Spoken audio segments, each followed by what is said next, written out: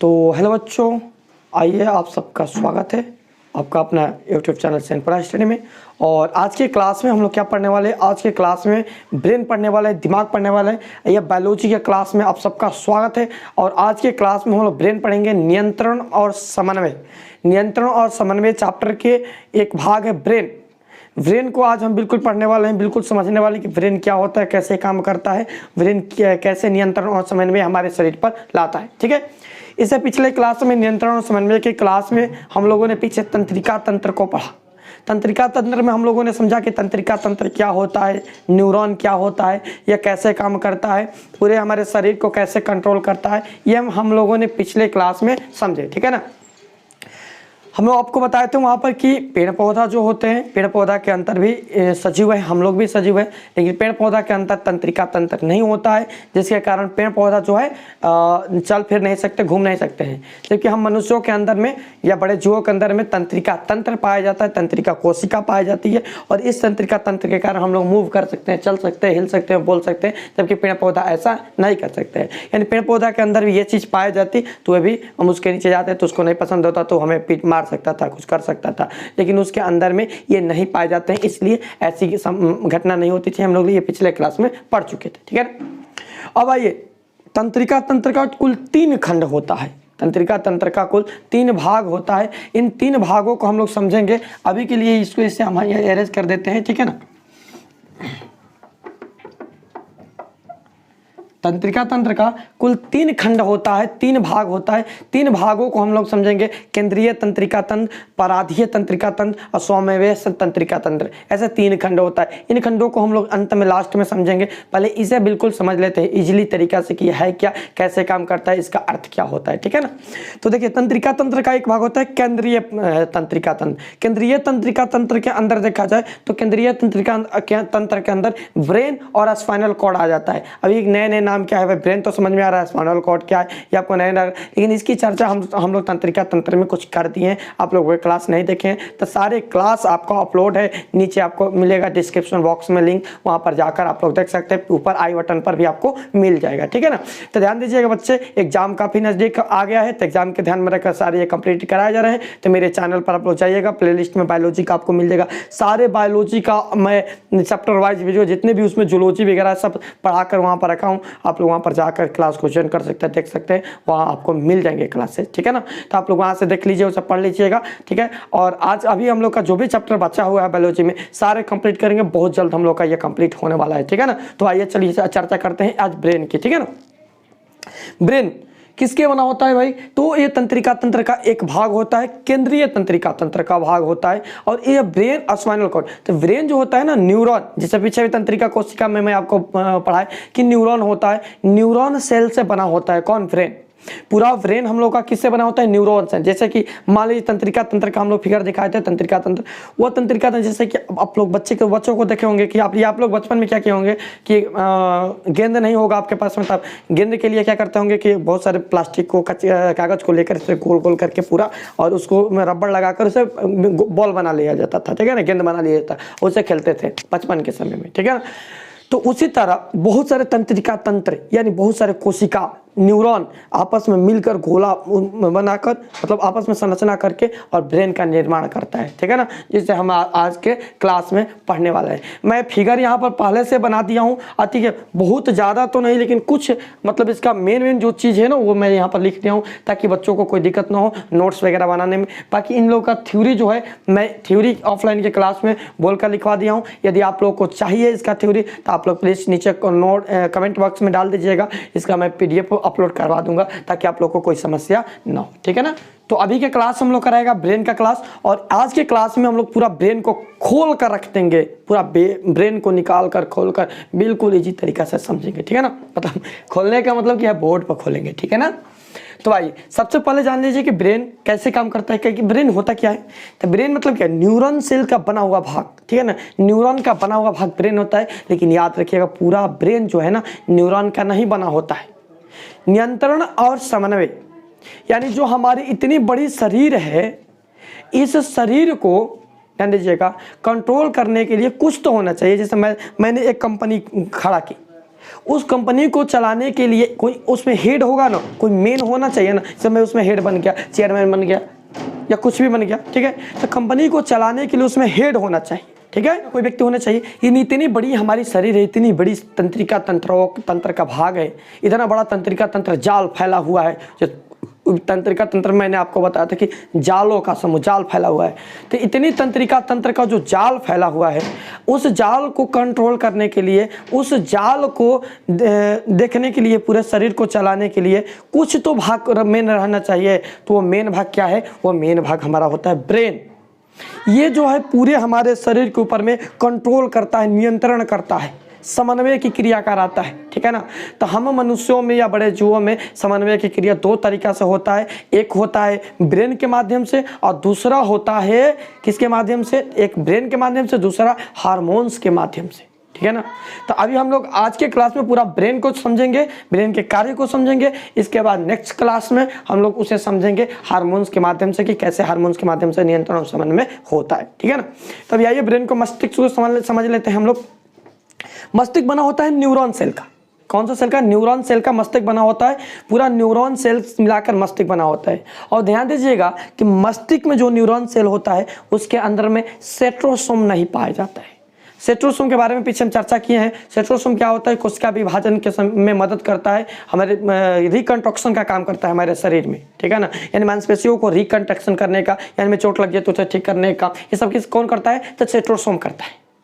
तो centrosome brain में नहीं होता है, यानी कि ब्रेन के अंदर जब चोट लग जाएगी तो हमारा ब्रेन जो है रिकंस्ट्रक्शन नहीं करेगा, ठीक नहीं करेगा। यानी कि हमारे ब्रेन के अंदर एक बार चोट लगी तो हमारा मतलब कहानी टाइफाइड यानी खत्म। तो ध्यान दीजिएगा, इसलिए ब्रेन के अंदर ब्रेन को सेफ्टी देने के लिए बहुत सारी व्यवस्थाएं की जाती है, ठीक है ना। अभी इंट्रोडक्शन करा रहे, बता रहे हैं आपको। अब देखिए, ब्रेन का कुल भाग न्यूरॉन का बना होता है, न्यूरॉन सेल का बना होता है, ठीक है ना। लेकिन ब्रेन का लगभग 10% भाग, 90% भाग न्यूरॉन सेल का बना होता है। 90% भाग आपका न्यूरॉन सेल का बना होता है और 10% भाग आपका जो होता है न्यूरॉन गिलियल सेल का बना होता है। न्यूरॉन गिलियल सेल, 10% भाग न्यूरॉन गिलियल सेल का बना होता है। इधर कहीं लिखे होंगे हम, ठीक है ना। ठीक है, बना रहता है न्यूरॉन का और 10% भाग न्यूरॉन गिलियल सेल का बना होता है। और इसी में आपका ब्रेन ट्यूमर होता है। इसी में क्या होता है? ब्रेन ट्यूमर, यानी ब्रेन कैंसर की जो बीमारी होती है ना, ब्रेन की उम्र बहुत लोग बोलते हैं, बहुत लोग ब्रेन कैंसर बोलते हैं। ये किस में होता है? तब इसी में 10% के अंतर में होता है, क्योंकि इस यहाँ पर सेंट्रोसोम के कुछ अंश पाए जाते हैं, यहाँ पर रिकंस्ट्रक्शन का काम होता है। तो ज़्यादातर जो ब्रेन कैंसर होता है ना, तो इसी 10% में होते हैं, ठीक है ना। तो याद देखिएगा, ब्रेन का 90% भाग न्यूरॉन सेल का बना होता है और 10% भाग जो है न्यूरॉन गिलियल सेल का बना होता है। याद रहेगा ना? बिल्कुल। अब देखिए, ब्रेन सबसे कोमल अंग है, सबसे पहला चीज। और ब्रेन को, न्यूरॉन सेल को, यानी ब्रेन को, चूंकि इसमें तो सेंट्रोसोम है नहीं कि इससे रिकंस्ट्रक्शन करेगा, चोट लगेगा तो, यानी कि चोट लगेगा तो रिकंस्ट्रक्शन नहीं होगा। तो इसलिए इसे सेफ्टी देने के लिए एक प्रकार की दोहरी झिल्ली होती है। दोहरी यानी कि दोहरी झिल्ली की बात हम करें तो इस तरह दोहरी झिल्ली होती है और इसके अंदर में आपका ये ब्रेन होता है। दोहरी झिल्ली मतलब का जो भी चीज़ होती है, दोहरी झिल्ली के कहने का अर्थ क्या हुआ है कि जितने भी हमारे जो इंपॉर्टेंट ऑर्गन्स है हमारे शरीर के, उन ऑर्गन्स को दोहरी झिल्ली के अंदर में रखा जाता है। अब क्यों? तो देखिए, जैसे मान लीजिए हम कहे दुकान पर गए, कोई सामान लिए, तो जब उस सामान को लिए तो सामान इंपॉर्टेंट है, तो उसे हम क्या कहते हैं? तो कहना से भाई एक झिल्ली और दे दीजिए। क्यों दे दीजिए? तो सामान इंपॉर्टेंट है, फटे ना, गिरे ना, इसके लिए हम उसे डबल कर लेते हैं ताकि थोड़ा सी मजबूती बन जाए। तो उसीलिए जितने भी हमारे शरीर के मेन ऑर्गन्स है, पार्ट्स है, उन्हें दोहरी झिल्ली में रखा गया है। दोहरी झिल्ली के अंदर उन्हें रखा गया है, दोहरी झिल्ली में बंद करके रखा गया है, ठीक है ना। ब्रेन है जो ब्रेन को मेनिंजिस नामक झिल्ली के अंदर में रखा जाता है। ब्रेन को यहाँ पर लिखा है मेनिंजिस, याद रखिएगा, मेनिंजिस झिल्ली के अंदर में रखा जाता है, ठीक है ना। मेनिंजिस झिल्ली के अंदर में बंद रहता है ब्रेन। और मेनिंजिस झिल्ली, ध्यान दीजिएगा, यहीं पर मेनिंजिस झिल्ली के अंदर जब इस पर चोट लगती है और ब्रेन पर चोट लग जाएगी तो यहाँ पर एक बीमारी होती है मेनिंजाइटिस, ठीक है ना। इसके बारे में हम लोग दूसरे पार्ट्स में पढ़ेंगे कि मेनिंजाइटिस तो क्या आते हैं, पर उसको नहीं पढ़ना है, ठीक है ना। मेनिंजिस नामक झिल्ली होता है और इसी झिल्ली में यह ब्रेन जो है बंद होता है। और इन झिल्ली के बीच में, झिल्ली और न्यूरॉन सेल के बीच में, दोनों के बीच में एक प्रकार का द्रव्य पाया जाता है जिसे कहते हैं सेरिबोलो स्पाइनल द्रव। सेरिब्रोस्पाइनल द्रव्य कहा जाता है, लिक्विड भरा रहता है, लिक्विड सेरिब्रोस्पाइनल द्रव्य ये दोनों के बीच में भरा रहता है, झिल्लियों के बीच में इसमें लिक्विड रहता है और ये लिक्विड क्या करता है, बाहरी आघात से ब्रेन को, न्यूरॉन को बचाता है। यानी कि मान लीजिए कि आपका झिल्ली हो गया, ठीक है ना, और इसके अंदर में लिक्विड भरा हुआ है, ठीक है ना, और जब इस पर बाहर से चोट दिया जाएगा तो ये आपका इस तरह से शक्कर होता है ना, उसी तरह काम करेगा। ये आपको मतलब इसी पर आ जाएगा, इसका चोट अंदर ब्रेन पर नहीं लगने देगा। और जब बहुत तेज मार दिया जाएगा तो निकल कर ब्रेन पर लग जाएगा। यानी जब ब्रेन पर लग गया समझिए कि बहुत सारे प्रॉब्लम्स हो जाएंगे, यानी कि जब वहीं पर मतलब जगह पर ही मौत हो सकती है या बहुत ज़्यादा कैंसर वगैरह का बीमारी हो सकती है, क्योंकि वहाँ पर रिकंस्ट्रक्शन नहीं होगा, ठीक है ना। अब इस मेनिंजेस झिल्ली को सुरक्षा देने के लिए, प्रोटेक्शन करने के लिए ऊपर से हड्डी, ये कपाल जो ना हमारा, ये कपाल बना हुआ है, खोपड़ी बना हुआ है, और ये खोपड़ी जो है इसे कहते हैं हम लोग क्रेनियम। क्या कहते हैं, इस खोपड़ी को क्रेनियम कहते हैं। ये ब्रेन के मेनिंजेस, ब्रेन को सुरक्षा, प्रोटेक्शन प्रदान करता है। कौन, क्रेनियम, ठीक है ना। ये 8 हड्डियों का समूह होता है। इसमें कितने हड्डी होते हैं, तो इस क्रेनियम में आपका 8 हड्डी रहते हैं, लगा हुआ रहता है। ये 8 हड्डियों का समूह क्रेनियम होता है, याद रहेगा ना। 8 हड्डियों के समूह को हम क्या कहेंगे, क्रेनियम कहेंगे, ठीक है ना। तो हम लोग क्या पढ़े कि ब्रेन जो है न्यूरॉन सेल का बना होता है। ब्रेन न्यूरॉन सेल का, जिसमें 90% न्यूरॉन रहता है, 10% क्या होता है, न्यूरॉन ग्लियल सेल होता है, ठीक है ना। और इसी में ब्रेन ट्यूमर होता है। ये तक पढ़े। ब्रेन को सुरक्षा रखने के लिए इसे दोहरी झिल्ली में रखा जाता है। दोहरी झिल्ली, कौन सा दोहरी झिल्ली होता है, तो दोहरी झिल्ली होता है मेनिंजेस नामक झिल्ली। और इस दो झिल्ली और ब्रेन दोनों के बीच में क्या भरा हुआ रहता है, तो झिल्ली और ब्रेन के बीच में आपका भरा हुआ रहता है सेरिब्रोस्पाइनल द्रव्य भरा होता है, जो कि ये बाहरी आघातों से ब्रेन को बचाता है, ठीक है ना। और इन सब चीज़ों को प्रोटेक्शन करने के लिए, यानी कि उसका बॉडी बना रहता है, उसका खोपड़ी बना रहता है, किसका, क्रेनियम नामक हड्डी का, जो 8 हड्डियों का समूह होता है, क्रेनियम नामक हड्डी, ठीक है ना। यहाँ तक हम लोग जान लिए। अब हम लोग जान लेते हैं कि ब्रेन का भार कितना होता है। तो ब्रेन का भार होता है बाबू आप लोगों का 1.5 kg, लगभग 1.5 kg, यानी लगभग में 1.5 kg, यानी ब्रेन का भार 1350 ग्राम से 1400-1500 ग्राम के बीच में होता है, लगभग में, ठीक है ना। किसी का ज़्यादा, किसी का कम होता है। तो औसतन मान, देखिए इन सब चीज़ का भार जो है ना औसत मान पर बताया जाता है। यानी कि मान लीजिए 100 लोग है, 100 लोग का लगभग एक जैसा मिलता जुलता मिला, तो हम लोग कह देंगे कि इनका इतना हो गया। तो औसतन भार के आधार पर ऑर्गन्स के भार जो है बताए जाते हैं, ठीक है ना। तो इसका वजन जो है लगभग 1.5 kg, और ध्यान रखिएगा मिलीलीटर में। आयतन इसका बात किया जाए तो 1650 मिलीलीटर आयतन। तो ब्रेन का आयतन पूछा जाएगा बाबू, देखो 100 क्वेश्चन क्या है ना बिहार बोर्ड में, तब से इसमें बहुत ज्यादा ऑब्जेक्टिव पूछ रहा है, और अंदर से बिल्कुल खोर के निकाल रहा है ऑब्जेक्टिव, लाओ, ठीक है ना।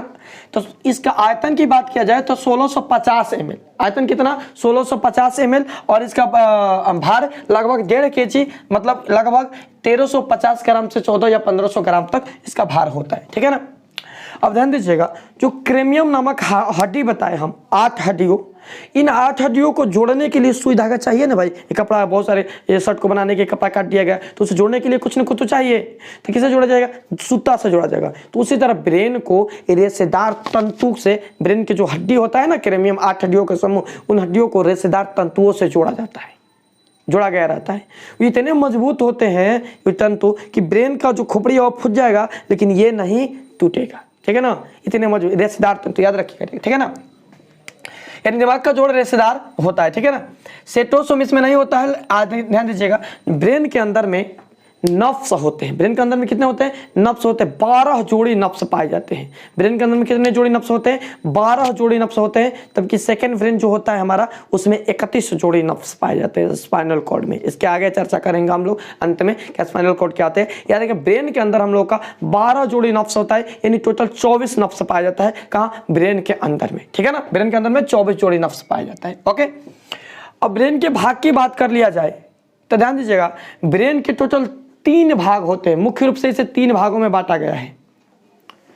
तो इसके 3 भाग होते हैं। ब्रेन के कितने भाग होते हैं, 3 भाग। पहले वाले भाग को कहा जाता है आक्रमस्थिक, दूसरे वाले भाग को मध्य मस्तिष्क और तीसरे वाले भाग को पश्चिम मस्तिष्क। यानी कि जो आपको दिखाई दे रहा है ना इतना बड़ा, ये आपका अग्र मस्तिष्क है, यह मध्य मस्तिष्क है और ये आपका पीछे का जो है पश्चिम मस्तिष्क है, ठीक है ना, ये वाला सीधा, ठीक है। तो 3 भाग, पूरे ब्रेन को 3 भागों में बांटा गया है, पूरे ब्रेन को मुख्य रूप से, और इन 3 भागों को अलग अलग भागों में विभाजित किया गया है, डिवाइड किया गया है। ध्यान दीजिएगा। अग्र मस्तिष्क, अग्र मस्तिष्क में आपका 2 खंड इसका हो जाता है, सेरिब्रम और डायनसेफ्लॉन। अग्र मस्तिष्क में जो आपका अग्र मस्तिष्क, ये बड़ा वाला मस्तिष्क है, इसमें आपका 2 खंड है। ये 2 खंड में आपका आ जाएगा सेरिब्रम, या इसे पश्चिम मस्तिष्क भी, सेरिब्रम या प्रमस्तिष्क भी बोला जाता है, हिंदी में प्रमस्तिष्क, इंग्लिश में सेरिब्रम। सेरिब्रम और दूसरा होता है डायनसेफ्लॉन, डायनसेफ्लॉन दूसरा वाला भाग होता है, ठीक है ना। अब हम लोग समझेंगे कि सेरिब्रम क्या होता है। ध्यान दीजिएगा, सेरिब्रम होता है, ये ब्रेन का सबसे बड़ा भाग होता है, सेरिब्रम, याद रखिएगा। सेरिब्रम, यहाँ पर सेरिब्रल भी आएगा, यहाँ पर सेरिबेलम भी आएगा, नाम बिल्कुल एक जैसा है, तो थोड़ा सा इसमें ध्यान रख लें, है ना। ध्यान दीजिएगा बिल्कुल कि सेरिब्रम जो होता है ब्रेन का सबसे बड़ा भाग होता है, और ये ब्रेन का टोटल 3 भाग ब्रेन का किया जाए तो 3 भाग में से 2 भाग अकेले होता है। मतलब इसका अनुपात की बात करें हम तो 2/3 हिस्सा अकेले होता है। पूरा ब्रेन का 2 हिस्सा यही होता है सेरिब्रम, ठीक है ना। मैंने कहा जब पूरा ब्रेन का लगभग 66% भाग, पूरा ब्रेन का 66% भाग जो होता है सेरिब्रम होता है, ठीक है ना। टोटल 66% भाग सेरिब्रम होता है, ठीक है ना। अब इसी ब्रेन को, सेरिब्रम को ही चतुराई का केंद्र कहा जाता है। अब सेरिब्रम होता क्या, पहले इसे हम समझ लेते हैं। ध्यान दीजिएगा, जितना हम इसमें रेड से बनाए हैं ना ये वाला एरिया, ये सारे एरिया कहलाएगा सेरिब्रम। सारे एरिया को हम क्या कहेंगे, सेरिब्रम। पूरा एरिया सेरिब्रम है। ये सबसे बड़ा ब्रेन होता है और इसे ही चतुराई और ज्ञान बुद्धि का केंद्र कहा जाता है। हम जो बोल रहे हैं ना, जैसे सोच रहे हैं हम लोग, आप लोग सुन रहे हैं, समझ रहे हैं, इस सब का काम कौन करता है, तो यही सेरिब्रम करता है, ठीक है ना, सेरिब्रम। अब सेरिब्रम होता क्या है इसके बारे में थोड़ा सा समझ लेते हैं हम। तो ये हमारा जो ब्रेन है ना सेरिब्रम, ये 2 गोलार्धों में बटा हुआ रहता है, यानी 2 भागों में इस तरह बटा हुआ रहता है, और दोनों भागों को जो जोड़ने का काम करता है वो करता है कार्पस कैलोसम। दोनों भागों को जोड़ने का काम कौन करता है, कार्पस कैलोसम दोनों भागों को जोड़ता है। इस तरह 2 भाग में ब्रेन बटा हुआ रहता है, दोनों भागों को जोड़ता है कार्पस कैलोसम के माध्यम से। दोनों भाग आपस में जोड़े हुए रहते हैं, ठीक है ना। और इसके अंदर उभरी सी रचनाएं पाई जाती है जिसे हम लोग कहते हैं गाइरस। याद रखिएगा, ये उभरी सी जो रेड कलर का दिखाई दे रहा है ना, ये रेड वाला, इसको हम कहते हैं गाइरस, ठीक है ना, गाइरस। और इसमें जो आपको ब्लैक ये बना हुआ है चिन्ह जैसा, इसे हम कहते हैं सलक्स, ठीक है ना। ये गाइरस को मतलब ये नफ्स के जैसा ये हो गया ना, इस तरह घुमा हुआ रहता है। तो ये जो रचनाएं होती है ना ये वाला, ये क्या होता है, सलक्स कहा जाता है। याद रखिएगा ब्रेन के अंदर में। अब सेरिब्रम के बारे में थोड़ा सा और जान लेते हैं हम लोग। इसे बुद्धि और चतुराई का केंद्र कहते हैं, और सोचने की जो शक्ति मिलती है सेरिब्रम से ही मिलती है। सोचने की शक्ति कहाँ से मिलती है हमें, सेरिब्रम से मिलती है। सोचने समझने की शक्ति सेरिब्रम से, और यादाश्त करने की, रखने की शक्ति, यानी जो हमारी यादाश्त मेमोरी होती है वह सेरिब्रम ही होता है।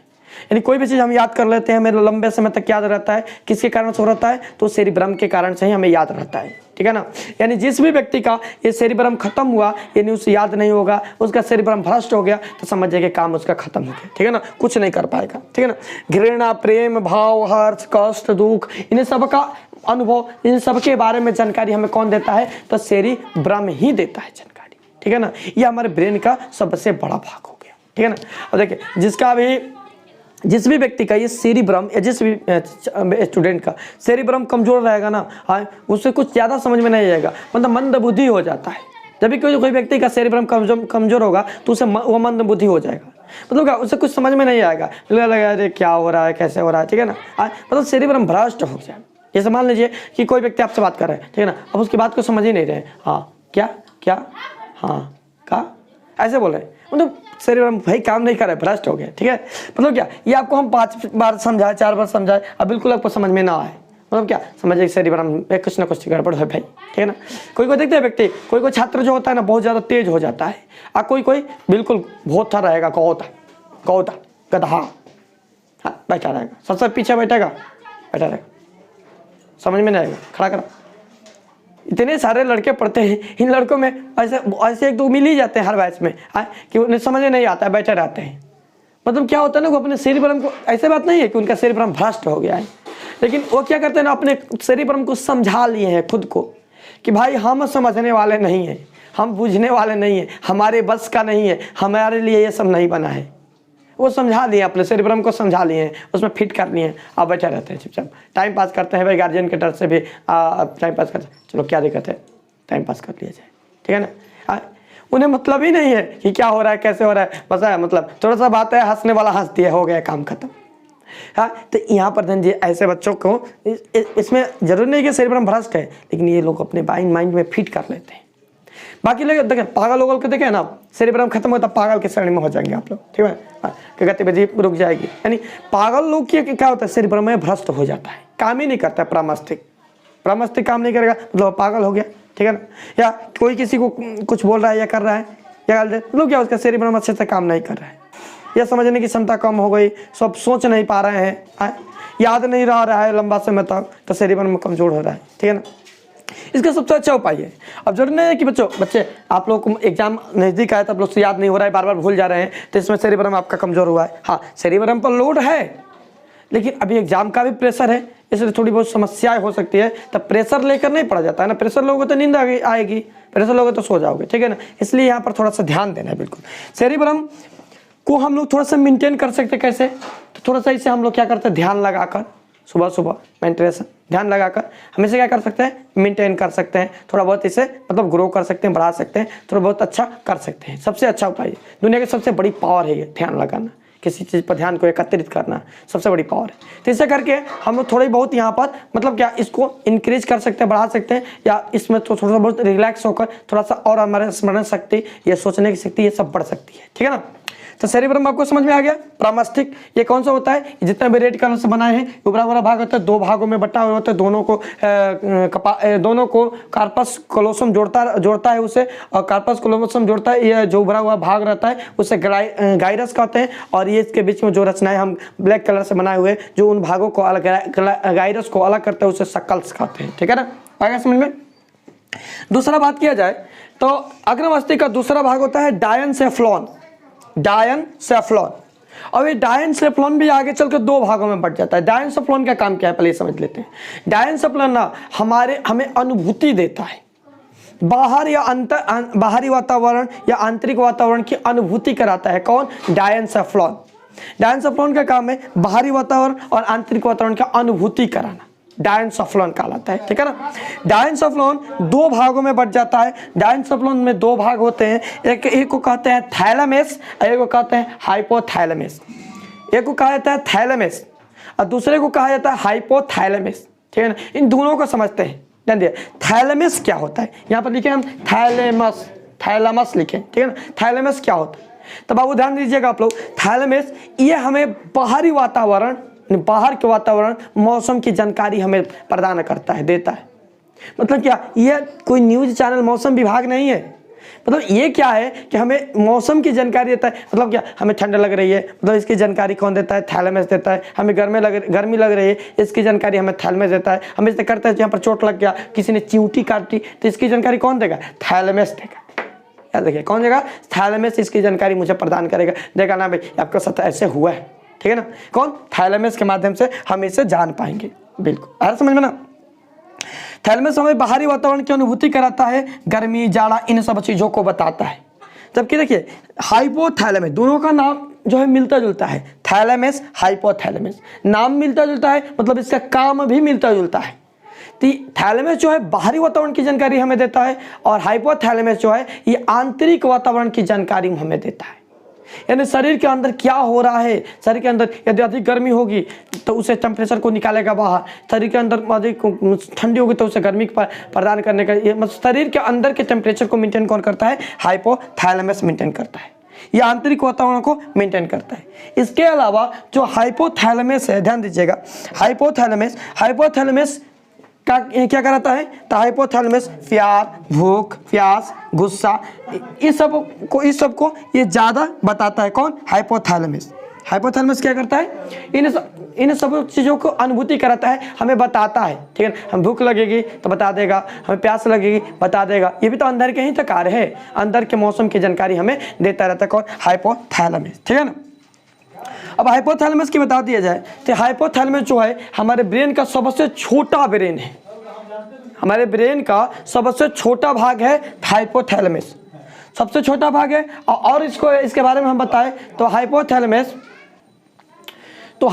जो है हमारे पूरे ब्रेन का सबसे दुलरुआ ब्रेन है। याद रखिएगा, सबसे दुलरुआ, सबसे छुटका ब्रेन है, ठीक है ना। लेकिन दुलरुआ ब्रेन है, जितने ये छोटा है, कहते हैं ना कि जो छोटा होता है उसके नखड़े ज़्यादा होते हैं, तो जितने छोटा है उतने नखड़े इसके हैं, सबसे ज़्यादा नखड़े। अब इसके नखड़े क्या है भाई, तो ध्यान दीजिएगा।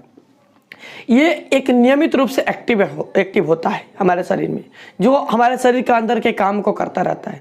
लेकिन ये कभी आवश्यकता से अधिक एक्टिव हुआ ना, सक्रिय हो गया हुआ, तो पूरे ब्रेन को हिला देता है, पूरे शरीर को हिला कर रख देता है। कौन? हाइपोथैलेमस। ध्यान दीजिएगा, सबसे ज़्यादा ये गुस्सा भी हमें दिलाता है। कौन? हाइपोथैलेमस। तो कभी कभी ज़्यादा एक्टिव हो जाता है, तो ज़्यादा एक्टिव हो जाएगा तो हम अपने आपा खो बैठते हैं। आपा खोना का मतलब क्या कि सेरिब्रम हमारा काम करना बंद कर देता है। यानी जितने भी ये ब्रेन है ना, सब मिलजुल कर हाइपोथैलेमस पर लग जाता है। बाबू हाइपोथैलेमस मान जाओ, बाबू मान जाओ, ऐसा मत करो। मतलब क्यों?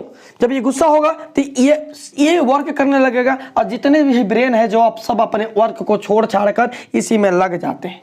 भाई इसको कंट्रोल करने के लिए हाइपोथैलेमस मान जाओ, मतलब ये जो गुस्सा को उससे कंट्रोल करने के लिए कंट्रोल हो जाए, कि पूरे शरीर का संतुलन बना रहे। ये एक जो है गुस्सा करके या इसे जब ये एक्टिव होगा तो पूरे शरीर को हिला कर रख देता है। यानी हम देखते होंगे आप लोग किसी को मार रहे हैं, ठीक है, एक जबर मार दिए, मरते गए ऐसे मार दिए 2-3 जबर। क्यों मार दिए भाई? देखिए ये यहाँ पर हुआ क्या, आपका तंत्रिका तंत्र में हम पढ़ाए थे कि हमारा दिमाग से जो आवेग आया, ठीक है ना, आवेग क्या है? साइटन में, आज साइटन ने मिला, तंत्रिका तंत्र को दिया भाई ले जाओ जो, तो हमने हमारे हाथ को क्या प्रेरणा बनी, प्रेरणा दिया हाथ को, हाथ के तंत्रिका तंत्र को प्रेरणा मिला, हाथ के तंत्रिका तंत्र को प्रेरणा मिला, क्या? मारो उसको, मार। जब उसको हम मारने लगे तो एक बार मारे तो हाइपोथैलेमस एक्टिव हुआ, इसका जो संवेग गया ना वापस अंदर, तो उस समय हमारा हाइपोथैलेमस जो है एक्टिव है। बाकी सारे ब्रेन जो है डीएक्टिव। कुछ ब्रेन काम करेगा, ये सब ब्रेन कुछ हद तक काम करता रहता है, पश्चिम मस्तिष्क वाला शरीर का कंट्रोल लेता रहता है। लेकिन ये भी कभी कभी मतलब क्या हाइपोथैलेमस के चक्कर में काम करना छोड़ देता है, कभी बता रहे हैं, अभी आपको सारे समझ में आ जाएगा। तो उस समय जब आवेग जाएगा इसके पास में, ब्रेन में गया, तो ब्रेन के सारे ब्रेन तो इसी में लगे हुए हैं, तो कौन कहेगा? हाइपोथैलेमस। ला क्या है, गुस्सा वाला बात है, ला इधर। जब उधर जाएगा तो ये क्या करेगा? उसको कैच करके और उसका आवेग देगा, मर, और मतलब क्या अंदर उसको पीट कर हम बराबर कर देंगे। मतलब क्या? गुस्सा को बढ़ाते जाएगा। यानी देखिए, कभी आप देखे होंगे कि कभी आप मान लीजिए गुस्सा में है, चाहे कोई गुस्सा में है, चाहे आपके पापा या आपके घर के कोई सदस्य गुस्सा में है, और उस समय आप चलिए घर पर, जाकर कुछ बात बोल दीजिए। हाँ, गुस्सा किसी और पर है, निकल जाएगा आप पर, ऐसा मत कीजिएगा, ठीक है ना। हाँ, गुस्सा है किसी और पर, निकल जाएगा किस पर? आप पर। समस्या हो गई ना भाई। हाँ, तो इन सब चीज़ों को कौन कंट्रोल करता है? हाइपोथैलेमस। क्योंकि उस गुस्सा में और उस समय हम कुछ डालेंगे उसमें आवेग संवेग, तो कौन कैच करेगा? तो उसमें हाइपोथैलेमस कैच करेगा।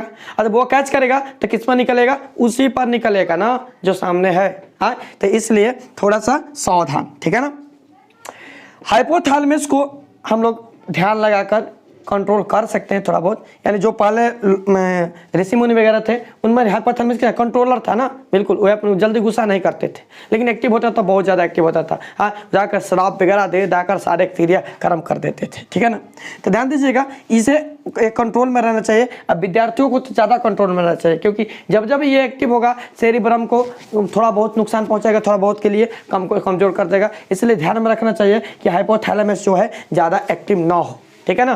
ध्यान रखना चाहिए, ठीक है। अब होता क्या है इसमें कि लहसुन प्याज खाने से ये एक्टिव होता है ज़्यादा। लहसुन प्याज को सब तक तो ठीक है, लेकिन लहसुन का समझिए, लहसुन प्याज से ही बढ़ावा होता है। विद्यार्थियों को ज़्यादातर लहसुन प्याज नहीं खाना चाहिए, क्योंकि लहसुन से इसका बढ़ावा मिलता है, ठीक है ना। और ये शराब पीने से भी एक्टिव होता है।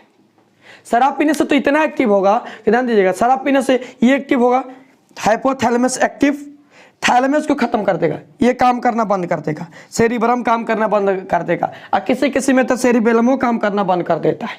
नहीं, शराब पीने के बाद अजीब सलाजा में जाएगा, अलग टाइप का एक माहौल बन जाएगा। क्या मतलब शराब पीने के बाद में उसका माहौल जो है एक अलग ही बन जाता है, एक अलग ही दुनिया बन जाती है उस समय। तो ये किसी शराबी को देखे होंगे ना, उसे लतियाओ मारो शराब पी लिए, कोई असर नहीं पड़ने वाला है उसको, उसको एकदम मगन में है। क्यों? तो उसका जो है थैलेमस है ना, ये काम ही नहीं करेगा।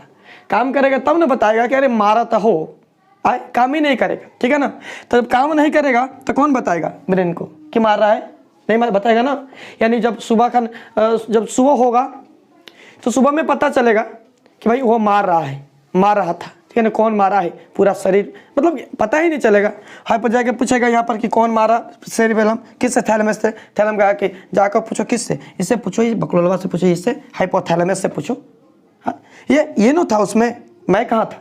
मैं तो मतलब मुझे तो डीएक्टिव हो गया, कर दिया गया था, ठीक है। तो ये नहीं बताएगा कि मुझे नहीं पता कौन मारा, क्या करके, है। नाली में भी गिर जाएगा, ठंडा के मौसम में पूरा कपड़ा खोल कर घूमता रहेगा, कोई दिक्कत नहीं है। क्यों? उसे ना तो ठंडी लगेगी ना गर्मी लगेगी, कुछ नहीं। उसका जो हाइपोथैलेमस है वो एक्टिव है, बाकी सारे थैलेमस जो है डीएक्टिव है।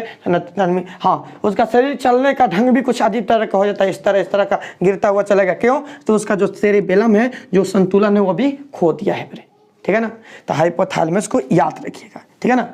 ये जब भी एक्टिव होता है कुछ ना कुछ नुकसान ही करता है, तब प्रयास करना है कि इसको एक्टिव नहीं होने देना है। कुछ जितना एक्टिव होना वो उतना तो होगा, भूख प्यास इससे सारे चीज लगेंगे, लेकिन इसे ज्यादा एक्टिव नहीं होने देना, ठीक है। तो हाइपोथैलेमस समझ गए। और ध्यान दीजिएगा, ये लड़कों में थोड़ा सा ज्यादा एक्टिव हो जाता है, प्राकृतिक है। लड़कों के अंदर में थोड़ा सा ज्यादा एक्टिव होता है, लड़कियों में लड़कों की अपेक्षा थोड़ा सा कम होता है। लड़कियों में हार्मोन्स ज्यादा सक्रिय हो जाता है, उस हार्मोन्स में पढ़ाएंगे हम लोग, ठीक है। लड़कों में थोड़ा सा ये ज्यादा एक्टिव होता है हाइपोथैलेमस, ठीक है। और इसी लड़के सब कचर मचर वगैरह करता रहेगा, हाँ, इधर वो प्रेम, ये व्यवस्था, वो व्यवस्था, ये लड़की वो लड़की, यही सब बातें करते रहते हैं। क्यों? ये लोग बहुत सारे लड़कों में ज्यादा से एक्टिव हो जाता है, ठीक है ना। लड़कियों में थोड़ा सा ये कम एक्टिव रहता है, लेकिन कम एक्टिव रहता है। लड़कियों में ये जल्दी एक्टिव नहीं होता है, लेकिन उसमें हार्मोन्स जो है एक्टिव हो जाएंगे तो लड़की और भी ज्यादा, मतलब क्या, लड़कों की अपेक्षा खतरनाक हो जाएगी इन सब चक्रों में। किसी को हम बोल नहीं रहे, ध्यान दीजिएगा, हम यहाँ पर बस समझाने की प्रयास कर रहे हैं। ओके, समझ में आ गया ये? बिल्कुल। अब इससे आगे नहीं, अब इससे हम समझते हैं अगला मध्य मस्तिष्क, ठीक है ना। समझ में आ गया दोनों, हाइपोथैलेमस थैलेमस समझ में आ गया। मध्य मस्तिष्क को समझते हैं, मध्य मस्तिष्क क्या है, ठीक है। मध्य मस्तिष्क ब्रेन का दूसरा ब्रेन, सबसे ब्रेन का दूसरा ब्रेन हो गया। मध्य मस्तिष्क के अंदर आपका दो भाग आ जाता है, एक को कहते हैं कार्पोरा और दूसरे को कहते हैं सेरिपेंडिकल। ये कार्पोरा क्या होता है तो ध्यान दीजिएगा, जो ब्रेन हमारा है अंदर बैठा हुआ, मान लीजिए हम एक ऑफिस खोल लिए जनता के लिए, तो ऑफिस में जब जनता आएगी तो कोई तो व्यवस्था होगा जिससे जनता आएगी। हम दुकान खोले हैं तो ग्राहक आएंगे, तो कोई तो व्यवस्था होगा भाई ग्राहक लाने के लिए। आप पढ़ रहे हैं घर बैठे तो कोई व्यवस्था है ना आपको पढ़ाने के लिए, फोन है, ये चाइना यूट्यूब है, इंटरनेट है, जिससे आप पढ़ रहे हैं घर बैठे, तो कोई तो व्यवस्था है। उसी तरह हमारे ब्रेन जो सेरिब्रम है, सेरिब्रम को कोई तो व्यवस्था चाहिए कि बाहर के संदेशों को, बाहर के चीज़ों को अंदर पहुंचाए। तो बाहर के संदेश, बाहर के चीज़ों को अंदर पहुंचाने का काम हमारा आँख और कान करता है, ठीक है ना। आँख और कान, आँख से देखेंगे, कान से सुनेंगे, उन चीज़ों को ये कैच करेगा, मैसेज को अंदर ले जाकर सेरिब्रम को देगा, ले भाई ब्रम काम शुरू कर दे। वो उस पर काम करके आवेग संवेग के रूप में प्रतिक्रिया दे देगा, ठीक है ना। यानी कि कार्पोरा क्या काम करता है, आंख कान से आवेग को ब्रेन तक पहुंचाने का काम करता है कार्पोरा, ठीक है ना। और कार्पोरा यदि फेल हुआ ना, समझ जाए कि ब्रेन ही फेल हो गया, ब्रेन के पास में कुछ पहुंचेगा नहीं। बाहर हम कुछ देख के कुछ हमें दिखाई नहीं दे रहा है, कुछ हम सुनिए नहीं पा रहे हैं, तो सोचो जब नहीं सुन रहे, कुछ दिखाई नहीं दे रहा है, तो कहाँ की दुनिया, कौन से क्या, कौन कहाँ क्या कर रहा है, क्या मतलब, हमें किसी से भी हमारा मतलब नहीं रहेगा। मतलब क्या, ब्रेन के पास में कुछ जाएगा तब ना काम करेगा, मशीन के अंदर कुछ डालेंगे तब ना वो काम करेगा, डालेंगे नहीं तो कैसे काम करेगा, ठीक है ना। तो कार्पोरा ये भाग हो गया, ठीक है। दूसरा होता है सेरिपेंडिकल। ये सेरिपेंडिकल क्या होता है, तो स्पाइनल कॉर्ड को ब्रेन से जोड़ता है। ध्यान दीजिए, स्पाइनल कॉर्ड, पीछे का आपके क्लास में तंत्रिका कोश के स्पाइनल कॉर्ड की हम चर्चा किए थे, यहाँ पर भी थोड़ा बहुत पढ़ाएंगे। स्पाइनल का क्या होता है कि हमारा ये सेकंड ब्रेन होता है, ये हमारे जो रीढ़ की हड्डी है, यहाँ बीच में रीढ़ की हड्डी नीचे तक आई हुई रहती है, इस रीढ़ की हड्डी में अंदर तक होता है, नीचे तक कमर तक फैला हुआ रहता है। ये ब्रेन सेकंड ब्रेन होता है। स्पाइनल कॉर्ड होता है जो हमारे शरीर में अनैच्छिक क्रियाओं को कंट्रोल करता है। हमारे शरीर के में अनैच्छिक क्रिया जैसे कि छींक का आना, खांसी का आना, ठीक है, डर लगना, आंसू आना, सिहरन होना, उल्टी होना, इन सब चीज़ों पर कंट्रोल कौन करता है, ये स्पाइनल कॉर्ड करता है, ठीक ठीक है ना। तो चलते चलते हम लोगों ने स्पाइनल कॉर्ड को भी पढ़ लिया, ठीक है ना। स्पाइनल कॉर्ड करते हैं और इसी स्पाइनल कॉर्ड को दूसरे ब्रेन को, ये दो देखिए स्पाइनल कॉर्ड और सेरिब्रम दोनों एकदम पक्का वाला फ्रेंडशिप है, दोस्ती है इन दोनों में, ठीक है ना, दोनों दोस्त हैं। तो ये स्पाइनल कॉर्ड और मेन ब्रेन को आपस में क्या करता है, जोड़ता है। कौन? सेरिपेंडिकल, सेरिब्रल पेंडिकल, ये दोनों को आपस में जोड़ता है, सेरिब्रल पेंडिकल, याद रहेगा ना। सेरिब्रल पेंडिकल क्या करता है, दोनों ब्रेन को आपस में जोड़ता है, ठीक है ना। स्पाइनल कॉर्ड को ब्रेन से जोड़ देता है, ठीक है, समझ में आ गया मध्य मस्तिष्क। और तीसरा चलते हम लोग पश्च मस्तिष्क। तीसरा है हमारा क्या, पश्च मस्तिष्क। अब ये पश्च मस्तिष्क क्या होता है, ध्यान दीजिएगा। पश्च मस्तिष्क यानी कि सबसे पीछे वाला भाग, ये हमारे जो खोपड़ी के अंदर नहीं होता है। खोपड़ी इसमें यहाँ पर खोपड़ी नहीं होता है, क्यों नहीं रहता है, क्योंकि यहाँ पर खोपड़ी हो गया। देखिए मान लीजिए ब्रेन का खोपड़ी हो गया, ठीक है, यह खोपड़ी होगा ब्रेन का, और यहाँ पर स्पाइनल कॉर्ड जुड़ा हुआ है। यदि खोपड़ी नीचे तक यहाँ तक रहेगा तो यह यहाँ पर क्या होगा, जब हम पीछे इस तरह मुंडी करेंगे तो इसमें मतलब क्या टक्कर खाएगा, यानी हमारा मुंडी जब ये खोपड़ी यहाँ तक रहता तो हम मुंडी इस तरह नहीं कर पाते, यहाँ से इस तरह नहीं उठा पाते, ठीक है ना। इस तरह उठाते तो मतलब दोनों हड्डी आपस में टकरा कर टूटने की संभावना हो जाती, ठीक है। इसलिए यहाँ पर ये नहीं होता, इतना भाग खाली रहता है पीछे से हमारा। और यहाँ हमारे शरीर का सबसे बड़ा होल कहाँ है, यहाँ पर है, ठीक है ना, इसे हम शरीर का सबसे बड़ा होल कहते हैं। और इसी में हमारा पश्च मस्तिष्क रहता है। और ध्यान दीजिए, इसीलिए हम लोग कहते हैं कि यहाँ पर नहीं मरना चाहिए, क्योंकि यदि पश्च मस्तिष्क गड़बड़ हुआ तो हमारे शरीर के सारे व्यवस्थाएं जो गड़बड़ हो जाएगी, क्योंकि पश्च मस्तिष्क हमारे शरीर के अंदर के सारे गतिविधियों पर ध्यान रखता है, ठीक है ना। कौन? पश्च मस्तिष्क। अब कैसे रखता है इसके बारे में हम लोग जानेंगे, ठीक है ना। तो ध्यान रखिएगा कि हमारे पूरे शरीर के गतिविधियों पर ध्यान रखता है कौन? पश्च मस्तिष्क। तो इसे बिल्कुल ध्यानपूर्वक समझना है, ठीक है ना। और याद रखिएगा यहाँ पर हड्डी जो है, यहीं पर ये आपका होता है ब्रेन ट्यूमर, यहीं पर होता है ब्रेन ट्यूमर, यानी यहीं पर आपका 10% जो न्यूरॉन गिलियल सेल है यहीं पर होता है आपका 10% न्यूरॉन गिलियल सेल। तो इसे बिल्कुल याद रखिएगा, ठीक है ना। पश्च मस्तिष्क के बारे में बात की जाए तो पश्च मस्तिष्क के टोटल 2 खंड होते हैं। पहला होता है सेरिबेलम या अनुमस्तिष्क इसे बोलते हैं, ये दूसरा सबसे बड़ा ब्रेन है। ये नीचे जो आपको दिया ना अनुमस्तिष्क वाला या फूल जैसा बनाए हैं हम, ये आपका दूसरा है, सेरिबेलम है। ये दूसरा सबसे बड़ा मस्तिष्क होता है, हमारा ब्रेन होता है, ठीक है ना। और यह ब्रेन बिल्कुल क्या करता है, हमारे शरीर दूसरा है सेरिबेलम, ये इसका मेन काम क्या है, हमारे शरीर को संतुलन बनाना काम है। यानी हम चल रहे हैं, देखो हम खड़े हैं, हम बोल रहे हैं, हम चल रहे हैं, हम कुछ भी काम कर रहे हैं, संतुलन में कर रहे हैं ना। ये संतुलन बनाने का काम कौन करता है? सेरिबेलम करता है। बिल्कुल संतुलन बनाने का काम कौन करता है? सेरिबेलम करता है। हमारे शरीर को संतुलन बनाए रखेगा। हम 2 पैर पर खड़े हैं ना, संतुलन बनाए हुआ रखा है। छोटे छोटे बच्चे को देखे हुए हैं, छोटे छोटे बच्चों में अक्सर ब्रेन का पूरा भाग विकसित नहीं होता है, ठीक है ना। उसका ब्रेन का पूरा हड्डी भी विकसित नहीं होता है, कपोल पूरा विकसित नहीं होता है। इसलिए छोटे बच्चों को आप लोग यहाँ पर छुइएगा ना, यहाँ पर एकदम जल जैसा करेगा, यानी पूरा ब्रेन का भाग विकसित नहीं है, अभी हड्डी भी विकसित नहीं है, क्रैनियम नामक हड्डी भी विकसित नहीं है, वो धीरे धीरे विकसित होता है। तो उसका ब्रेन सेरिबेलम उस समय तक छोटे बच्चों में ये सेरिबेलम बना ही नहीं रहता है, धीरे धीरे विकसित होता है। 4-5 वर्ष के बाद में धीरे धीरे विकसित होना शुरू होगा, ठीक है ना। तो बच्चा चलेगा नहीं, चलेगा, उसके बाद धीरे जब विकसित होने लगेगा तो चलेगा, खड़ा होगा, फिर गिरेगा, फिर खड़ा होगा, फिर गिरेगा, फिर खड़ा होगा, गिरेगा, चलेगा, गिरेगा, फिर माँ बनकर चलेगा। तो ये क्या करते हैं, ये इसको हम अपने ये हमारे अनुसार चलता है। इसको हम जब चाहे मतलब अपने इस पर हम कंट्रोल कर सकते हैं। ये नियमित रेगुलर पर होता है, प्रैक्टिस के ऊपर में निर्भर करता है। हम जितना प्रैक्टिस करेंगे उतने ज़्यादा ये अच्छे से काम करेगा, ठीक है ना। मान लीजिए देखिए सर्कस वगैरह में लोग रस्सियों पर चल देते हैं। ये देखिए पूरे सर्कस में मौत की कुआं के अंदर में पूरे गाड़ी को चला दिया जाता है। हम लोग क्या करते हैं, बैलेंस बनाकर साइकिल चलाते हैं, उस पर भी 2 पहियों का है, इस तरह खड़ा रहेंगे तो गिर जाएंगे, चलाने लगते हैं, उसमें बैलेंस बनने लगता है, बैलेंस बनाकर उससे हम चलाते हैं। वो बैलेंस बनाने का जो काम है ये सेरिबेलम करता है हमें, ठीक है ना। हाँ, हमें आराम से किसी पर भी आराम से चल देते हैं, बैलेंस बिगड़ा तो गिर जाएंगे। छोटे बच्चे गिरते रहते हैं और उसी वही धीरे धीरे अपने को बैलेंस कर लेते हैं, यानी हम बैलेंस बना लिए तो मतलब क्या हम अच्छे से चल रहे हैं, बोल रहे हैं, कर रहे हैं, सारे चीज़ पर कंट्रोल करता है। तो दूसरा सबसे बड़ा ब्रेन है, हमारे शरीर को संतुलन में रखता है, यानी उस पर बैलेंस बनाकर चलता है। ये हमारे प्रैक्टिस के ऊपर में निर्भर करता है। हम जितना प्रैक्टिस करेंगे उतनी ज़्यादा हमारा सेरिबेलम जो है मतलब क्या स्ट्रॉन्ग होता जाएगा, हमारा सेरिबेलम का उससे परिचित होता जाएगा, ठीक है ना। आज जितना ज़्यादा परिचित होगा उतने ज़्यादा हमारे लिए फायदा है, ठीक है ना। मान लीजिए कि हम कभी साइकिल नहीं चलाए, ठीक है, अब पहली बार गए साइकिल चलाने, साइकिल पर बैठेंगे गिर जाएंगे, ठीक है, चल ही नहीं पाएगा भाई, क्यों? पहली बार आप लोग कभी ना कभी तो पहली बार साइकिल चलाए होंगे या गाड़ी चलाए होंगे, तो पहली बार कितना प्रॉब्लम समस्या हो गई, पहली बार गिर जाते होंगे, ठीक है, नहीं चल पाता होगा। क्यों? क्योंकि हमारा जो सेरिबेलम है इसको हम अभी तक ले ये काम करने को नहीं कहे हैं, ठीक है ना, इसलिए इसको पता नहीं कि कैसे बैलेंस बनाना है, ठीक है ना।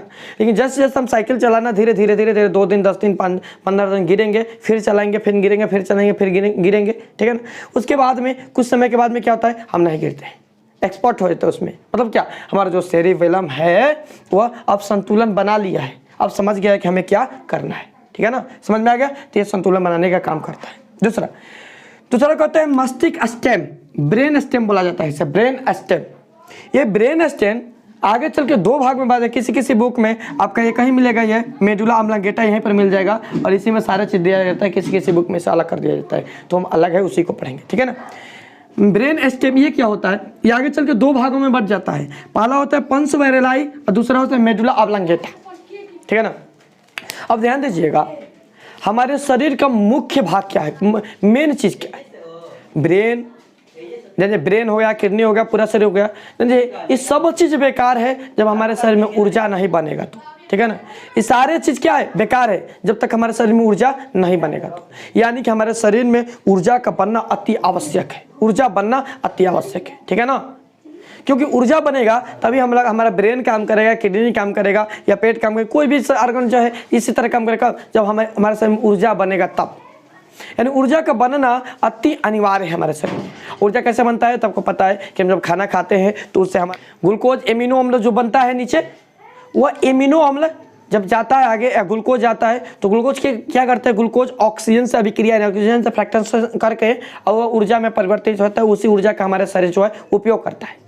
तो ये ऑक्सीजन जो है ये हमारे शरीर का मुख्य पार्ट से हो गया, ठीक है ना। हम ब्रेन हमारा कुछ समय तक 2 मिनट 1 मिनट काम नहीं करेगा या रुक जाएगा, इधर उधर हो जाएगा या हम कहीं खो जाएंगे तो हमारा काम चल सकता है, ठीक है ना। किडनी भी अपना काम अच्छे से नहीं करेगा तो फिर भी हम लोग कुछ समय तक जिंदा रह सकते हैं, ठीक है ना। लेकिन यदि हमारा ये श्वसन काम नहीं करेगा, यानी हमारा जो ऑक्सीजन लेवल कम हो जाएगा तो हम 1 मिनट 2 मिनट भी जिंदा रहना हमारे लिए मुश्किल हो जाएगा बिना ऑक्सीजन के। यानी कि यहाँ पर ऑक्सीजन हमारे शरीर के लिए बहुत ही मुख्य भाग है।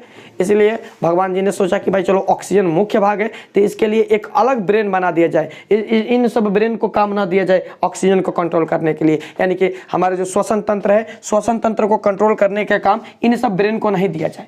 यदि इन सब ब्रेन को श्वसन तंत्र को कंट्रोल करने का काम दिया जाए तो उस समय क्या होगा कि ये लोग ये जितने भी ब्रेन है श्वसन तंत्र को कंट्रोल करने में लगे और कहीं 1 सेकेंड भी भूल है तब बाबू गए, ठीक है ना। 1 सेकेंड भी भूल कर छोड़ा कि बाबू गए, 1 मिनट भी, ठीक है। तो यहाँ पर इसे अनिवार्य माना गया और इसके लिए एक अलग ब्रेन बना दिया गया जिसे कहा गया पंस वेरोलाई, जो केवल ओनली श्वसन को नियंत्रण करती होता कहा है। देखिए यहाँ पर जो है ना, ये वाला जो नली आया है नीचे से, यहाँ पर ये नल जैसा, तो यहाँ पर ये बेलनाकार इसकी आकृति होती है। ये बेलनाकार ये भाग जो होता है यही आपका होता है, ध्यान दिया जाए, मेडुला ऑब्लांगेटा होता है, ठीक है ना। और इसी के अंदर होता है पोन्स वेरेलाई, ठीक है ना, पोन्स वेरेलाई। ये हमारे पूरे श्वसन तंत्र को क्या करता है, कंट्रोल करके रखता है। पूरे श्वसन तंत्र को कंट्रोल करता है कौन, पोन्स वेरेलाई, याद रहेगा ना, बिल्कुल, ठीक है। अगला बात किया जाए तो मेडुला ऑब्लांगेटा। ये मेडुला ऑब्लांगेटा है क्या, तो मेडुला ऑब्लांगेटा हमारा जो बेलनाकार रचना है हमारे शरीर की, ये बेलनाकार भाग होता है, हमारे ब्रेन में ये बेलनाकार होता है, बेलनाकार भाग होता है। यहाँ पर जो बनाया अभी देखा है आपको, यहाँ पर ये आपका होगा मेडुला ऑब्लांगेटा हो गया, ठीक है ना, जो आगे चलकर पीछे की तरफ स्पाइनल कॉर्ड से जुड़ जाता है। नीचे ये आपका ये मेरु रज्जु है, नीचे स्पाइनल कॉर्ड है, ये आगे चलकर मेडुला ऑब्लांगेटा स्पाइनल कॉर्ड में इधर आकर मिल जाएगा, ठीक है ना, मेडुला ऑब्लांगेटा। और इसका काम क्या है, ध्यान दिया, मेडुला ऑब्लांगेटा ये हमारे शरीर की सभी आंतरिक क्रियाओं पर ध्यान रखता है, पूरे हमारे शरीर की आंतरिक क्रियाओं को अपने ध्यान में रखता है और उस पर कार्य करता है, जैसे नियंत्रण करता है। जैसे हृदय स्पंदन, यानी हृदय के धड़कने की जो क्षमता है, हृदय का धड़कन को ये नियंत्रण करता है कौन, मेडुला ऑब्लांगेटा। श्वसन की गति को, जो श्वसन करने की गति है, इसीलिए कभी कभी कोई बुक में पोन्स वेरेलाई यानी श्वसन की गति को इसमें भी जोड़ दिया जाता है। श्वसन की गति को माने 1 मिनट में 72 बार वो गति को कौन देखता है, ये नियंत्रण करता है, मेडुला ऑब्लांगेटा नियंत्रण करता है, ठीक है ना। पाचन की क्रिया, हम खाना खा रहे हैं, ऐसे खाना गया हमारे शरीर में अंदर, खाना का क्या अंदर हो रहा है हमें क्या मालूम, ठीक है ना। तो ये कौन मालूम रखेगा, उसका देख रहे कोई तो मालिक रहना चाहिए, कौन करेगा, तो वह करता है मेडुला ऑब्लांगेटा। हमारे अंदर जो भी भोजन गया है उन सब भोजनों को देख रेख, उन सब भोजनों पर कार्य करने का काम करता है हमारा ये मेडुला ऑब्लांगेटा, ठीक है ना। पाचन की गति को याद रखिएगा। पाचन रस का नियंत्रण भी यही करता है, जो अनाशय से रस निकला, पित्त रस से रस निकला, इन सब पर नियंत्रण कौन करेगा, तो ये मेडुला ऑब्लांगेटा नियंत्रण करेगा, ठीक है ना। समझ में आ रहा है बिल्कुल, ठीक है। स्पाइनल कॉर्ड जो सेकंड ब्रेन होता है, सारे ब्रेन को हम समझा दिया बिल्कुल एक एक चीज को, ठीक है ना। जो स्पाइनल कॉर्ड होता है सेकंड ब्रेन, वो भी आपको मैं यहाँ पर समझा दिया कि स्पाइनल कॉर्ड क्या होता है। ये आपका अनैच्छिक क्रिया प्रतिवर्ती क्रियाओं को देखता है कौन, ये सेकंड ब्रेन। सेकंड ब्रेन से कहते हैं द्वितीय ब्रेन कहा जाता है। ये हमारे रीढ़ की हड्डी को, रीढ़ के हड्डी के अंदर में ये नीचे से रहता है, पूरे नीचे कमर तक फैला हुआ रहता है। और इसमें ब्रेन में 24 जोड़ी और इसमें जो होता है 31 जोड़ी नफ्सें होती है, जो पीछे से लेकर आगे की तरफ इस तरफ फैली हुई रहती है, 31 जोड़ी नफ्स, ठीक है ना। यानी ब्रेन से ज़्यादा पावरफुल होता है, इसके अंदर एक कमी होती है। ये आपको तंत्रिका कोशिका वहाँ पर मैंने पढ़ाया कि कमी होती है क्या, तो कमी यह होती है कि इसका जो 36 जोड़ी नफ्स है ये एक साथ में काम करता है, एक साथ काम करेगा, ठीक है ना। अब ब्रेन का 24 जोड़ी नस जो जरूरी है वही काम करेगा, जो जरूरी है वो वही काम करेगा, क्योंकि ब्रेन को के अंदर संतुलन करने की क्षमता है। इसे पता है कि हमें एक अंगुली को हिलाना है तो कितने नफ्सों को चलाना है, लेकिन इसे नहीं पता है, ये पूरे नफ्स को चलाते हैं। अनैच्छिक क्रिया हमारे शरीर में जो, जैसे आँख का पलक का गिरना हम इस पर ध्यान नहीं देते हैं। मान लीजिए कि हम कहें कि हम ध्यान दीजिए, इसको कहें कि अब पलक नहीं गिरना है, ऐसा खेल होता है ना, उसमें पलक नहीं गिरने देना है, पलक को बिल्कुल इस तरह रोक कर रखना है, पलक नहीं गिरेगा, ठीक है ना। तो जब तक हमारा ब्रेन है वो याद रखेगा कि पलक नहीं गिरने देना है, मतलब क्या, ये दोनों बताए ना आपको कि स्पाइनल कॉर्ड और ये, आप पीछे वाला वीडियो को जरूर देखिएगा, जो बच्चा नहीं देखेंगे तब जाकर आपको समझ में आ जाएगा। स्पाइनल कॉर्ड अब मस्तिष्क दोनों आपस में एकदम गहरी दोस्ती इनकी रहती है। यानी कभी कभी ब्रेन के काम स्पाइनल कॉर्ड करने लगता है, तो कभी कभी स्पाइनल कॉर्ड का काम ब्रेन करने लगता है। तो कभी मतलब ब्रेन के ज़्यादातर ब्रेन स्पाइनल कॉर्ड का काम नहीं करता है, लेकिन कभी कभी ज़्यादातर काम यह अपना काम देता है किसको, मेरुरज्जु को करने के लिए, ठीक है ना। मेरुरज्जु काम होता नहीं, लेकिन कामों पर ध्यान रखते हैं, नियंत्रण रखता है। क्यों, ध्यान दीजिएगा। जब हम पलक को गिराने का काम किसका है, स्पाइनल कॉर्ड का काम है, मेरुरज्जु का काम है। तो हम यहाँ पर पलक को हम इस तरह रखें कि नहीं गिराना नहीं है, नहीं गिराएंगे, मतलब क्या, इसका काम जो है ब्रेन ले लिया है कि हाँ भाई जो ये आदेश दिया है, ये जब स्पाइनल कॉर्ड का काम ब्रेन ले लेता है, यानी क्या, जब हम बोले कि हमें पलक नहीं गिराना है, पलक को रोक कर रखना है, मतलब इसका अर्थ क्या हुआ कि ब्रेन कहा स्पाइनल कॉर्ड से कि दोस्त बात ऐसा है कि इसने हमें ऑर्डर दिया है कि पलक नहीं गिरना चाहिए, सेरिब्रम। तो सेरिब्रम याद रखें पलक नहीं गिरे, तो आप ये पलक गिराने के काम जो है मुझे दे दो कुछ समय के लिए, तब सेरिब्रम जो है काम ले लेगा पलक गिराने के। याद रखिएगा पलक नहीं गिराना है भाई, नहीं गिराना है पलक, ठीक है ना।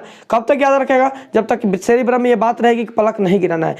जब इसके बाद कोई दूसरी बात आई ब्रेन में कि नहीं ये काम, बस ये इसको छोड़ेगा, ले भाई अपना काम हटाता, पहले मैं ये काम करूँगा, ठीक है ना। दूसरे काम को पकड़ेगा, बस ये भूल जाएगा पलक नहीं गिराना है, ये भी ये तो लेगा ना अपना काम, ये काम लेगा, पलक गिराना भी अनिवार्य है, तो क्या करेगा, पलक को गिरा देगा, ठीक है ना। तो इस तरह ये दोनों काम करते हैं, ठीक है ना, दोनों काम करते हैं। यानी हम छिक को नहीं रोक सकते हैं, खांसी को नहीं रोक सकते हैं, उल्टी को नहीं रोक सकते हैं। क्यों, ये सारे काम को कौन करता है, स्पाइनल कॉर्ड काम करता है। यदि ये सब का नियंत्रण सेरिब्रम के पास रहता तो हम अवश्य उसे रोक सकते हैं, ठीक है ना, लेकिन उसके नियंत्रण में ही नहीं रहता, स्पाइनल कॉर्ड के नियंत्रण में रहता है, ठीक है ना। बिल्कुल समझ में आ गया। स्पाइनल कॉर्ड देखिए, स्पाइनल कॉर्ड ये हमें डर से भी डराता भी है, हमारे अंदर डर भी पैदा करता है कौन, स्पाइनल कॉर्ड, ठीक है ना। इसे हम लोग तंत्रिका कोशिकाओं में समझ लेते हैं। ध्यान दीजिए, तंत्रिका जो तंत्र होता है ना, ये 3 प्रकार का होता है। तंत्रिका तंत्र कितने प्रकार का, तंत्रिका तंत्र ये 3 प्रकार के होते हैं, याद रखिएगा। पहला को कहते हैं केंद्रीय तंत्रिका तंत्र, पहला को कहा जाता है, ठीक है ना। और दूसरे को पराधीय तंत्रिका तंत्र, ठीक है। और तीसरे को स्वायत्त तंत्रिका तंत्र, थोड़ा जल्दी लिख दे, तंत्र, ठीक है ना। 3 भाग में से बांटा गया है। ये आपका हो गया, इसमें आपका हो जाएगा ब्रेन और स्पाइनल कॉर्ड, यानी मेरुरज्जु, ये दोनों के मिलाकर बनता है केंद्रीय तंत्रिका तंत्र। और सबसे बड़ा केंद्रीय तंत्रिका तंत्र होता है कौन? ये केंद्रीय तंत्रिका सबसे बड़ा तंत्रिका तंत्र होता है, ठीक है ना। ये आपका पराधीय तंत्रिका तंत्र क्या होगा? तो इसमें 22 जोड़ी 12 जोड़ी ब्रेन के नस और 31 जोड़ी किसका? मेरुरज्जु का नस। ये दोनों जब आपस में मिलकर ये पूरा जो ढांचा तैयार करेंगे ऊपर से नीचे तक टोटल ढांचा शरीर का, इसे हम लोग कहेंगे क्या? पराधीय तंत्रिका तंत्र, ठीक है ना। और तीसरा स्वायत्ता तंत्रिका तंत्र किसको बोलेंगे? तो इसमें से 12 जोड़ी में से कुछ नस है ब्रेन के, कुछ नस और कुछ स्पाइनल कॉर्ड के नस, दोनों जब आपस में मिलेगी तो ये बनेगा आपका स्वायत्तीय तंत्रिका तंत्र। अब ये होता क्या है, ध्यान दीजिएगा। पराधीय तंत्रिका तंत्र जो होता है पूरे शरीर के ऊपर में गतिविधियों को नियंत्रण किया रहता है। और ये स्वायत्ता तंत्रिका तंत्र क्या होता है? तो ध्यान दीजिएगा, ये आपका डर, एकाएक डर पैदा करेगा। फॉर एग्जांपल समझ लेते हैं कि मान लीजिए आप कहीं जा रहे हैं, रात का समय, बिल्कुल अंधेरी रात है, ठीक है ना। एकाएक कोई मतलब घर पर बैठे हुए, चलो मान लीजिए बिल्कुल अंधेरी रात है, अकेले है घर पर, ठीक है। बहुत सारे लड़कियों के अंदर थोड़ा सा डर ज़्यादा होता है, ठीक है। कोई किसी के अंदर नहीं रहता है, ठीक है। तो बैठे हुए एकदम रात के समय अंधेरा है समझ लिए, अब बिल्कुल एकांत में बैठे हुए स्थिर, डर लग रहा है कि कोई आए ना, ठीक है। तो कोई व्यक्ति एकदम उजर कपड़ा पहनकर समझ लीजिए आ रहा है, बिल्कुल उसका चेहरा नहीं दिख रहा है, बिल्कुल आपके पास आता रहे, आपका हार्ट बीट जो बड़ा हृदय का जो मतलब धड़कन है वो तेज होता जाएगा। कौन है कोई बज रहा है, कुछ बज रहा है। या मान लीजिए कि कोई किसी की आवाज़ सुनाई देने लगा, कुछ सुनाई देने लगा, पायल की आवाज़ सुनाई देने लगी, जैसे होता है ना फिल्मों में, हाँ देखते हैं कैसे होता है, उधर आता रहता है, ठीक है ना। और उधर बिल्कुल आवाज़ होता है, एकदम झन आवाज़ होने लगता है। अभी हमारा जो होता है, जो व्यक्ति बैठा रहा वहाँ पर उसका धीरे एकदम ऊपर एकदम हाई पावर पसीना आने लगेगा, बहुत सारी प्रक्रिया होने लगी, पूरा जार बन जाएगा, रोंगटे खड़े हो जाएंगे, पूरे नफ्स जो है ये 31 जोड़ी नफ्स पूरे टाइट हो जाएंगे, बिल्कुल एकदम डर भय बना रहेगा, ठीक है ना। जब आएगा एकदम पास आ गया, मान लीजिए पास आया तो पता चला अरे तो भैया है, भैया तू ही, या जो भी हो, मान लीजिए औरत हो तो अरे फुआ है, मतलब क्या देख एग्जाम्पल की तरफ समझते हैं, बैठे, ठीक है, बैठे टेलीविजन देखे, फुआ तू, मतलब क्या, अब पहचान लिए। उस समय हमारा शरीर बिल्कुल नॉर्मल होने लगेगा, पूरा शरीर हमारा नॉर्मल हो जाएगा, पूरा शरीर हमारा क्या हो जाएगा? नॉर्मल होने लगेगा, बिल्कुल इजी होने लगेगा। मतलब क्या, ये दो प्रकार से काम करते हैं। जब हमारे अंदर डर पैदा हुआ, भय पैदा हुआ, तो उसे हम कहेंगे अनुकंपीय। जब हमारे अंदर डर पैदा हुआ तो उसे कहेंगे अनुकंपीय। और जब हमारे अंदर से वो डर खत्म होगा, यानी हमारा शरीर रिलैक्स करेगा बिल्कुल, तो उसे हम कहेंगे पाराकंपीय, ठीक है ना। तो इसका काम यह है स्वायत्ता तंत्रिका का, ठीक है ना। तो ये आपका तंत्रिका तंत्र हो गया, सारे ब्रेन्स हो गया, ठीक है ना। अब इसके बाद हम लोग पढ़ेंगे चाप, प्रतिवर्ती चाप। प्रतिवर्ती चाप क्या है इसके बाद हम लोग समझने वाले हैं। तो मैं ऐसा करता हूं कि ब्रेन में आप चैप्टर आप लोगों को बहुत अच्छा लगा होगा, बहुत अच्छे से समझे होंगे, तो एक प्यारा सा कमेंट जरूर डालिएगा जिससे हमारा मनोबल है बढ़ जाए। एक लाइक और एक शेयर, और जो नए बच्चे आएंगे चैनल को सब्सक्राइब प्लीज, ओके ठीक है। तो इसके बाद हम लोग मिलते हैं प्रतिवर्ती चाप में, ठीक है ना। इसके बाद हम लोग पढ़ेंगे प्रतिवर्ती चाप। प्रतिवर्ती चाप के बाद हम लोग पढ़ेंगे हार्मोन्स, और उसमें नियंत्रण समन्वय चैप्टर खत्म हो जाएगा। इसके बाद हम लोग चलेंगे जनन चैप्टर में फिर होगी, ठीक है ना। Okay bye.